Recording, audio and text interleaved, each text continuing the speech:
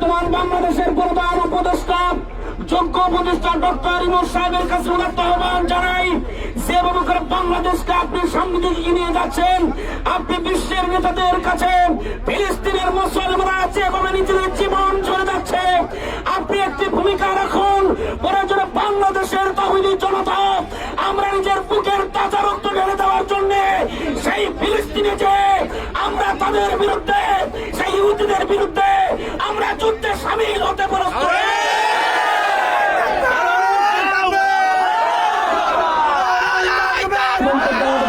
থাকে যারা চুপ থাকে তারা বোমা শয়তান। আজকে আমাদের আরব রাষ্ট্রগুলো, সৌদি আরবের শাসকরা বোমা শয়তান, ঠিক কিনা বলেন? মিশরের শাসকরা বোমা শয়তান, আমিরাতের শাসকরা বোমা শয়তান। আমরা কি বোমা শয়তান হয়ে মরতে চাই, নাকি মুজাহিদ হয়ে মরতে চাই, তালেবান হয়ে মরতে চাই, মোল্লা আমর হয়ে মরতে চাই, ওসামা বিন লাদেন হয়ে মরতে চাই? ঠিক কিনা? এই মুহূর্তে যদি বলা হয় বাংলার জমিন থেকে ওই গাছায় জাহাজে কে কে অংশগ্রহণ করবে, কে কে রাজি আছে?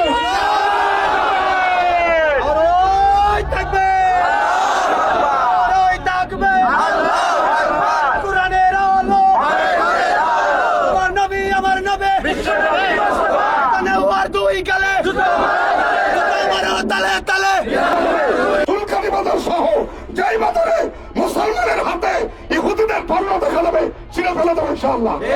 এটা একটা যুদ্ধ, এটা একটা জিহাদ। মুনাফিকি করার সুযোগ নেই। হয় মুসলমান হয়ে বাঁচবি, নাই মুনাফিক হ, মাঝখানে কোনো সুযোগ নেই। কাফের ঘোষণা দিবেন সকল বাজার থেকে আজকে থেকেই এই কুত্তাদের, এই হায়নাদের, এই আন্তর্জাতিক জানোয়ারদের সকল পণ্য বয়কট করতে হবে ইনশাআল্লাহ। আমি আব্দুল মাহমুদ সাহেব হুজুরকে লক্ষ্য করে কথা বলতে চাই, আপনি যদি আমাদেরকে নির্দেশ করেন আপনার নেতৃত্বে আমরা ইহুদিদের বিরুদ্ধে যুদ্ধ করার জন্য বাংলাদেশ থেকে বিনা বিষয়ে আমরা ইসরায়েলের দিকে যাওয়ার জন্য প্রস্তুত আছি।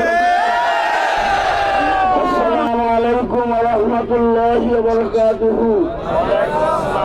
সম্মানিত উলামায়ে কেরাম সহ আমার আপন জনতা, তৌহিদি জনতা, ইসলামের পক্ষে এবং দ্বীনের পক্ষে, কোরআনের পক্ষে, আল্লাহ তাআলার পক্ষে যারা থাকতে চান আজকের অনুষ্ঠানে তারা হাজির হয়েছেন, আমি তাদেরকে অন্তরের অন্তরস্থান থেকে ধন্যবাদ জানাই।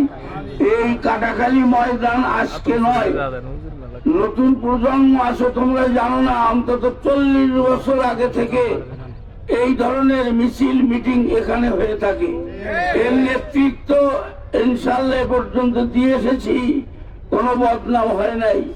আমরা বদনামের জন্য আসিনি, টাকার জন্য আসিনি, সম্মানের জন্য আসিনি, নেতা হওয়ার জন্য আসিনি, রাজি করার জন্য এসেছি। আমরা জানি এখান থেকে আমাদেরকে ইসরায়েলের বিরুদ্ধে আর আমেরিকার বিরুদ্ধে কিছু করার ক্ষমতা আমাদের নাই, কিন্তু যে ক্ষমতা আছে তা পৃথিবীর কারো হাতে নাই।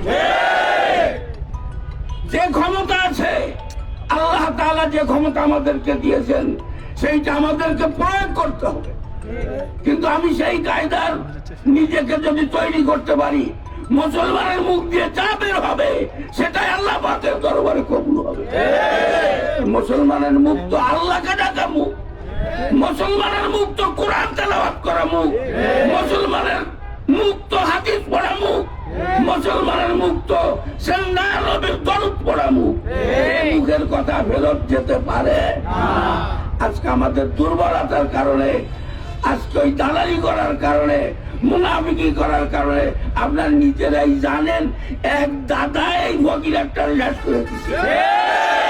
এই দাদার পিছনে কারা ছিল? তাদের বাড়ি যে দেখেন তুই চাঁদ হয়ে গেছে, দাদাও গেছে, দাদিও গেছে, সব গেছে। আপনিও যাবেন, দালালি করবেন না, না পারো চুপ থাকো, দোষ নাই তাতে, বোকামি দিও না ধরা নিজের কথাতে।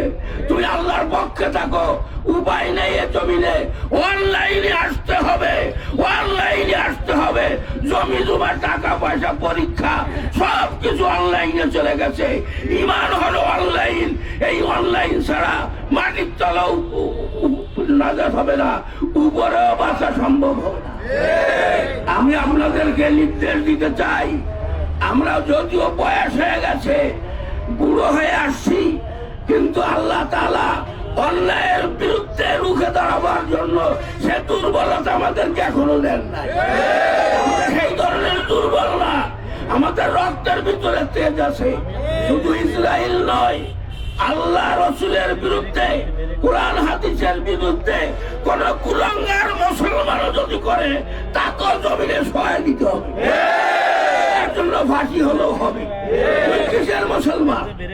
তুমি কিসের মুসলমান? আমি তো এখানেও বলেছি, তুমি দাঁড়ায় তো তোমার মুখে আসে না তুমি মুসলমান। তোমার জন্ম লগ্নে কানের ভিতরে আল্লাহর নাম দেওয়া হয় নাই। যদি আল্লাহর নাম তোমার ভিতরে থাকতো, তুমি আজকে এখানে বসে ঘোষণা দিব, এই কাঁটাখালি অথবা আশেপাশে যত দোকান আছে, চুলকাঠি, বেতাগা, তারপরে যত বাজার আছে, রকপুর, যারা দোকানদার ভাইয়েরা আছেন আর আপনারা যারা স্থানীয় আছেন, প্রত্যেকে খোঁজ নেবেন কোন দোকানে ইসরায়েলি পণ্য আছে। তাকে দশাঙ্গবদ্ধ হয়ে গিয়ে অনুরোধ করে বলবেন, এই মাল সব বাথরুমে ফেলে দাও, তোমার 10,000 টাকা লস গেলেও ফেলে দাও, আল্লাহর রাস্তায় ফেলাও, আল্লাহকে রাজি করার জন্য ফেলো, এই মাল যেন তোমার ঘরে না ওঠে। প্রত্যেক দোকানদারকে এই পদক্ষেপ নিতে হবে। আমরা শুনেছি, না দেখলো ভারতে কলকাতার বাজার একবারে মন্দা, বাংলাদেশের মানুষ না যাওয়ার কারণে বেচা কিনা শেষ, ডাক্তারদের চেম্বার শেষ, সব কিছু শেষ। দোকানে যদি খরিদ্দার না যায়, সে দোকান যেমন চলে না, ইসরায়েল এমনি শেষ হয়ে যাবে। ওরা অভিশপ্ত জাতি, ইসরায়েল অভিশপ্ত জাতি। আর তারা যা করতেছে এরা নতুন না, রসুলের যুগের থেকে, আদম আলাইহিস সালাম থেকে হয়ে আসতেছে। আমরা মুসলমান মরে গেলেও যা, জিতা থাকলেও যা, আমরা ইমানের বলে বলিয়ান হয়ে কাজ করবো ইনশাআল্লাহ। ডাক যখন আসে, কিন্তু আজকে ব্যাপার হয়েছে মাদ্রাসাগুলো সব বন্ধ, আর হঠাৎ করে প্রোগ্রাম প্রচার করার সঠিকভাবে সম্ভব হয় নাই। এজন্য অনেকের দিলে ব্যথা আসতে সুযোগ পান নাই, তাদের কাছে খবরও পৌঁছে নাই। কিন্তু আমাদেরকে খবর পৌঁছক আর না পৌঁছক, যিনি যেখানে আছেন, আপনার মনের বুলেটকে আল্লাহ তাআলার কাছে দেখাতে হবে। ও আল্লাহ, তুমি সব পারো, এই জাতিকে তুমি ধ্বংস করে দাও। আল্লাহুম্মা, সবাই বলেন আল্লাহুম্মা আইজ্জিল ইসলাম ওয়াল মুসলিমিন ওয়ানসুরিল কাফারাতা ওয়াল মুবতাদিয়াতা ওয়াল মুলাহিদাতা ওয়াল ইয়াহুদাতা ওয়াল নাসারাতা ওয়াল মাজুসাতা ওয়াল মুশরিকিন। আল্লাহুম্মা সাদ্দিদ শামলাহুম, আল্লাহুম্মা সাদ্দিদ শামলাহুম, মাজ্জিদ জামাআহুম, দাম্মির দিয়ারাহুম, খাররিব বিলাদাহুম, সালজিল আহতামাহুম। আল্লাহ, তুমি তাদেরকে সমূলে বিনাশ করে দাও। নূহ আলাইহিস সালামের যুগে পেরেছো, ফিরআউনের গোষ্ঠীকে পেরেছো, তুমি কি দুর্বল হয়ে গেছো? আজকে মুসলমানের কলিজা আগুন জ্বালায় দিয়েছে। আল্লাহ, তোমার রহমতের বাড়ি দিয়ে ঠান্ডা করে কাফেরদেরকে এই দুনিয়া থেকে বিতাড়িত করে দাও। আমার প্রাণপ্রিয় দিনী ভাইরা, যদিও তো আমরা 15 মিনিট লেটে বলেছি, কিন্তু অনেক কষ্ট করে, গরম উপেক্ষা করে, দীর্ঘ পথ হেঁটে যারা আজকে এসেছেন, আল্লাহ তাআলার কাছে তারা মুজাহিদের মর্যাদা পাবেন। আমরা ঘুরে বসে কিছু করতে না পারলেও আল্লাহকে বলবো, ওই যে অ্যাঙ্গেল হয়ে আসে তাদের পরে সেই ব্যবস্থা হবে। সমবেদনা জানাবো যারা ছাত্র ছাত্র হয়ে গেছে, যেই কচি বাচ্চাগুলো আজ ধ্বংসাবশের পড়ে আছে, তাদের জানানো হয় নাই, যাদের খবর নেওয়ার লোক নাই, যারা ভিক্ষুকের মতো খানার জন্য দাঁড়িয়ে আছে, যাদের মানুষ বাড়িতে মানুষ ভিক্ষা করেছে, তারা এখন ভিক্ষার জুড়ি নিয়ে দাঁড়ায় আছে। যা সহ্য করার মতো না, এমন কঠিন পরিস্থিতি যারা স্বীকার করেছে, ও আল্লাহ, তোমার কুদরতি নজর দিয়ে দেখো তাদেরকে কি করতে হবে। তুমি আব্রাহার গোষ্ঠীকে করেছো, আজও কি তারা সেই গোষ্ঠী পৃথিবীতে সমূলে বিনাশ করেছো?